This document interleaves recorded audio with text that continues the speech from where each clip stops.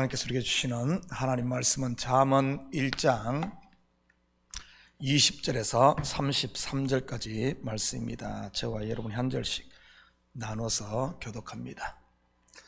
지혜가 길거리에서 부르며 광장에서 소리를 높이며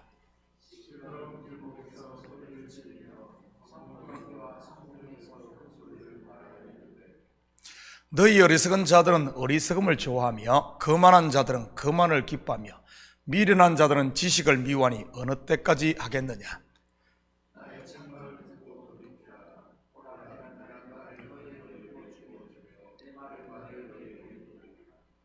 내가 불렀으나 너희가 듣기 싫어하였고 내가 손을 폈으나 돌아보는 자가 없었고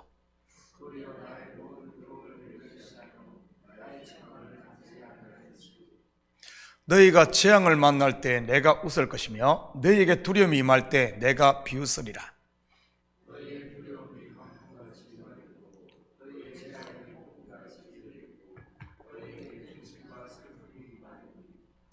그때 너희가 나를 부르리라. 그래도 내가 대답하지 아니하겠고 부지런히 나를 찾으리라. 그래도 나를 만나지 못하리니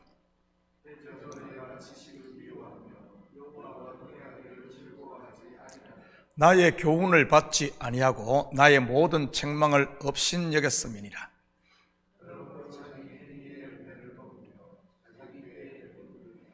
어리석은 자의 퇴보는 자기를 죽이며 미련한 자의 안일은 자기를 멸망시키려니와.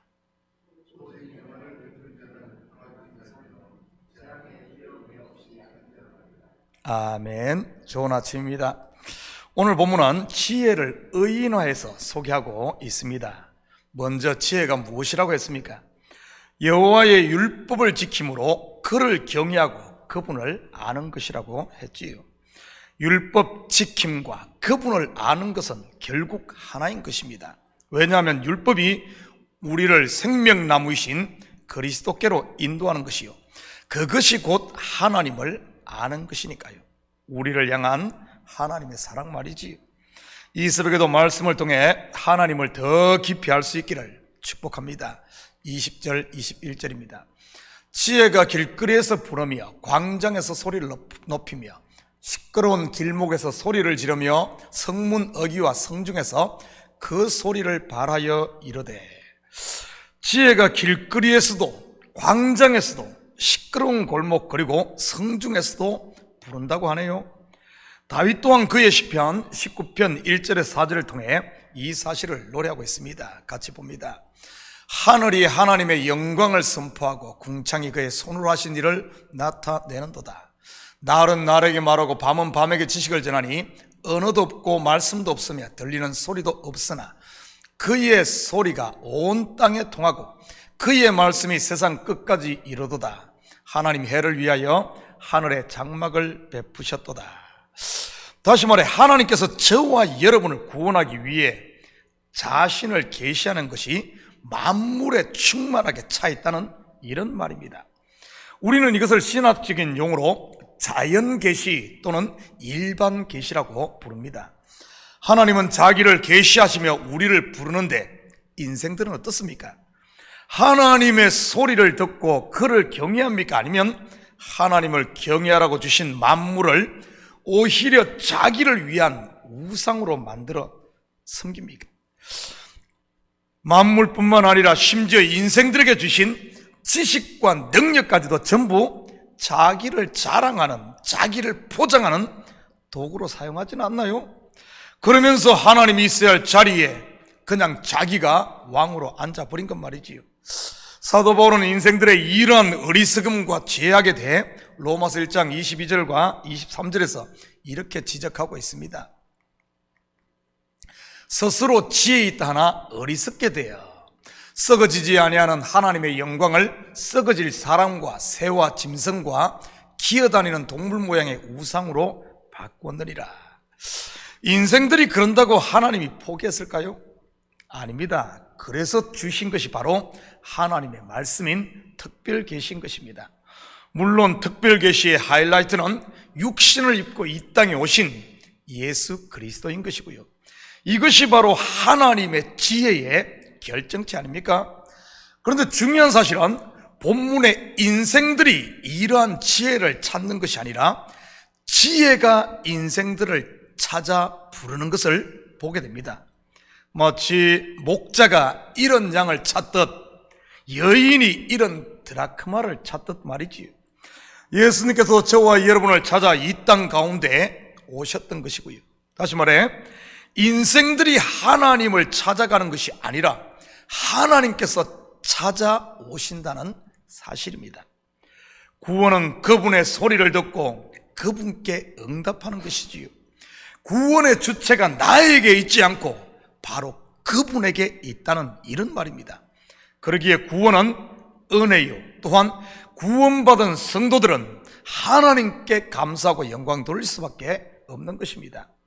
그리고 영생으로의 초대, 곧 은혜 안으로의 부르심은 교회 안에서뿐만 아니라 저와 여러분의 삶의 전 영역에서 일어남을 알 수가 있습니다.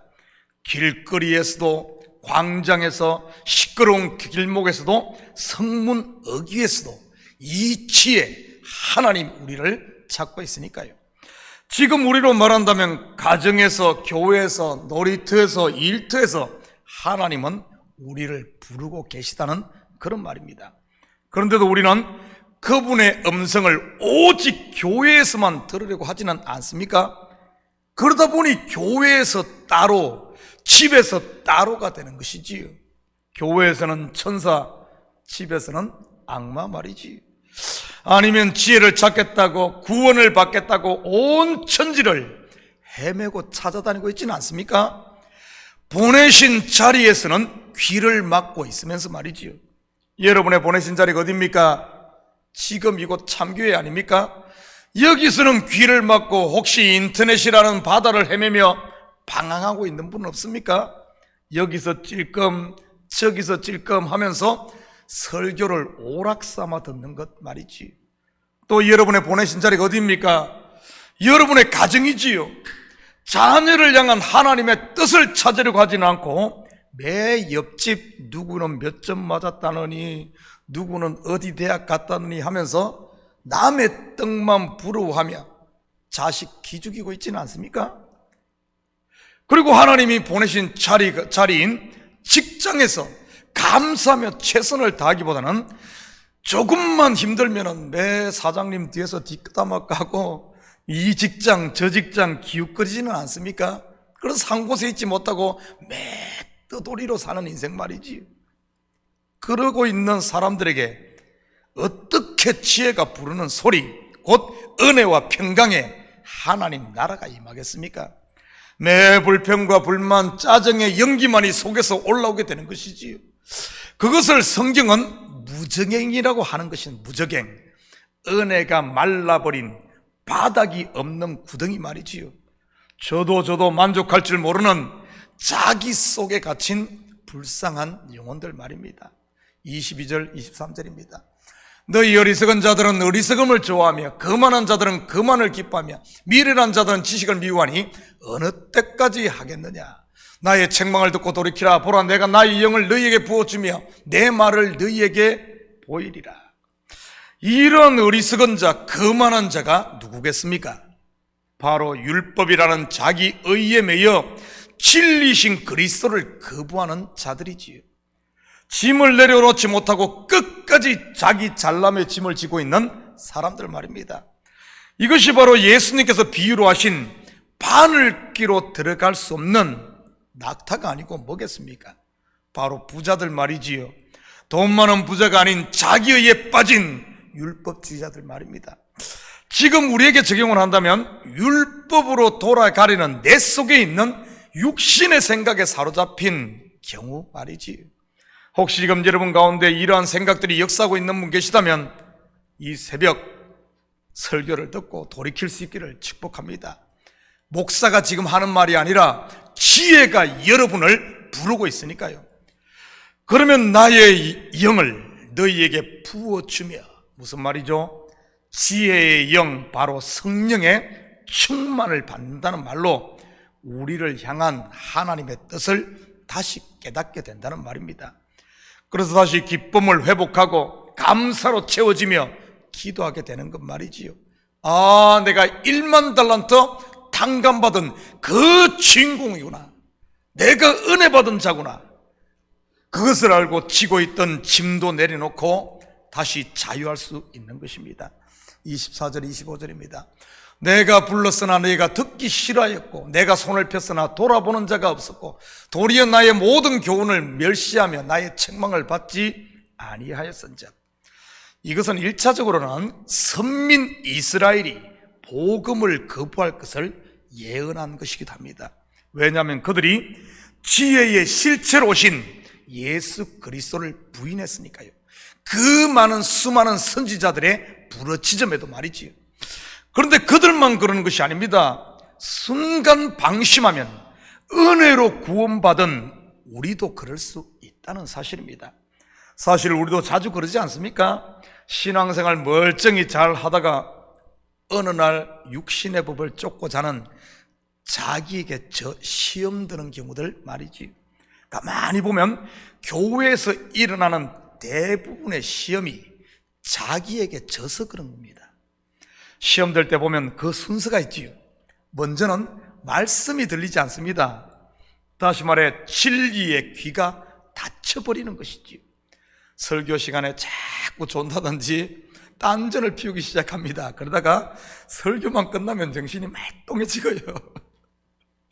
혹시 여러분 가운데 설교 시간 15분이 마치 3시간처럼 24시간처럼 느껴지는 분이 계시다면 여러분 좀 의심해 봐야 됩니다. 이 기도하면서 좀 깨어나야 돼요. 그리고 두 번째는 주위를 둘러볼 수 있는 눈이 감겨버립니다. 오직 자기 감정에만 모든 신경과 시선이 고정되어 버리지요. 그래서 남들은 다 아는데 자기만 모릅니다. 그리고 세 번째 단계가 다른 사람의 조언을 무시하고 자기의 주장을 펼치기 시작합니다. 그래서 말이 많아지고 목소리가 커지게 되는 것이지요. 마지막이 그러다가 잠수를 타버립니다.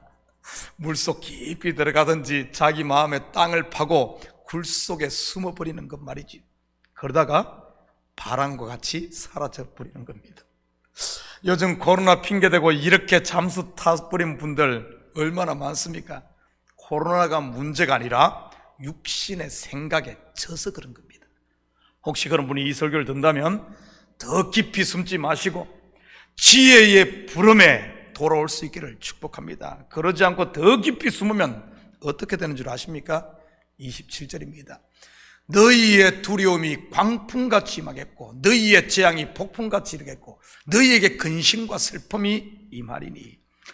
이것은 단순히 목사가 겁주고 협박하는 말이 아닙니다. 성도가 은혜의 자리를 떠나면 그 자리에 무엇이 찾아오겠습니까?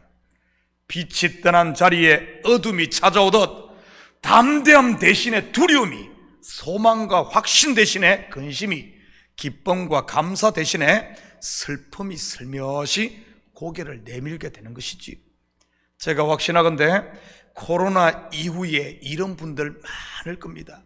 두려움과 근심, 슬픔이 일상이 되기 전에 빨리 돌아올 수 있기를 바랍니다. 왜냐하면 어리석은 자의 퇴보는 자기를 죽이며 미련한 자의 안일은 자기를 멸망시킨다고 오늘 본문 32절이 말하고 있으니까요. 그러나 지혜의 부름에 응답하고 돌아오면 어떻게 될까요? 33절입니다. 오직 내 말을 듣는 자는 평안히 살며 재앙의 두려움이 없이 안전하리라. 다시 말해 처음 사랑을 회복해 은혜와 평강의 하나님의 나라를 누리게 되는 것이지요. 사랑하는 성도 여러분, 오늘도 어느 곳에 있든지 지혜의 부름에 응답함으로 하나님이 주신 복을 누리시고 또한 여러분에게 있는 지혜 곧 생명의 복음을 삶의 현장에 전하는 지혜의 사도로 삶으로 말미암아 오늘도 복된 하루가 되시고 오늘도 열매가 있는 이런 하나님의 은혜 안에 사는 우리 식구들 되기를 주님의 이름으로 축복합니다. 같이 기도하십시다. 사랑의 아버지 하나님, 참으로 감사드립니다. 지혜가 우리를 부르고 있습니다. 성령이 내 속에서 간구하고 있습니다. 오늘도 주님은 이런 양을 찾는 목자처럼 큰 소리로 부르고 있는데 혹시 내 귀가 닫혀 있진 않습니까? 내 눈이 감겨 있진 않습니까? 하나님, 이 새벽 그 소리를 듣게 하시고 주님께 돌아와 주님이 주시는 하늘의 평강을 맛보며 담대함을 누리며 아버지 하나님, 세상이 흉흉하다 할지라도 아버지 하나님, 겁먹지 않고 담대히 우리 믿음의 항해를 해나가는 저희들 될 수 있도록 축복하여 주시옵소서. 이 새벽 기도 가운데 주님, 다시 처음 사랑을 회복함으로 말미암아 주님의 은혜의 자리에 있게 하시고 아버지 하나님, 주님의 사랑이 우리를 똘똘 아버지 하나님 얽어매는 그 사랑으로 살고 오늘도 그 사랑을 실천하는 사랑의 사도가 되게 도와주시옵소서. 감사드리며 예수님의 이름으로 기도드립니다. 아멘.